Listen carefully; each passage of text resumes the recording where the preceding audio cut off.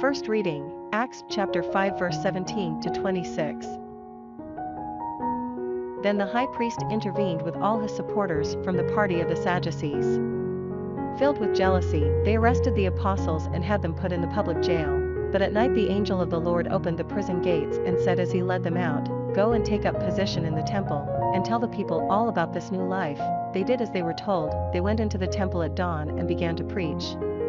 When the high priest arrived, he and his supporters convened the Sanhedrin, this was the full Senate of Israel, and sent to the jail for them to be brought. But when the officials arrived at the prison, they found they were not inside, so they went back and reported, "We found the jail securely locked and the warders on duty at the gates, but when we unlocked the door we found no one inside."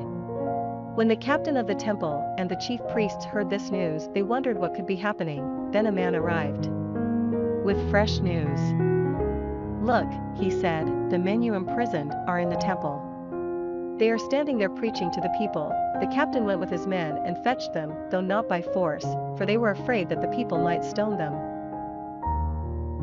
Responsorial Psalm, Psalms chapter 34 verse 2 to 9.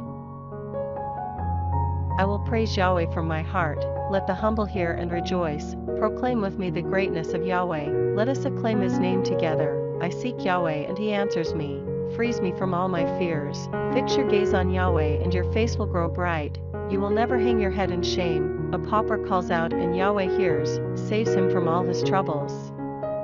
The angel of Yahweh encamps around those who fear him and rescues them.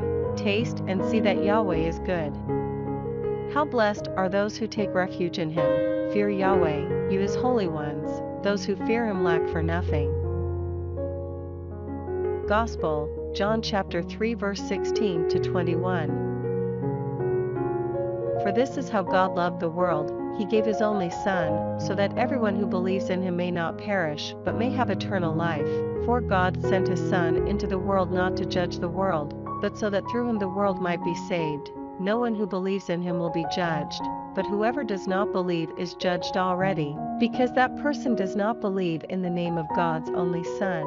And the judgment is this, though the light has come into the world, people have preferred darkness to the light because their deeds were evil.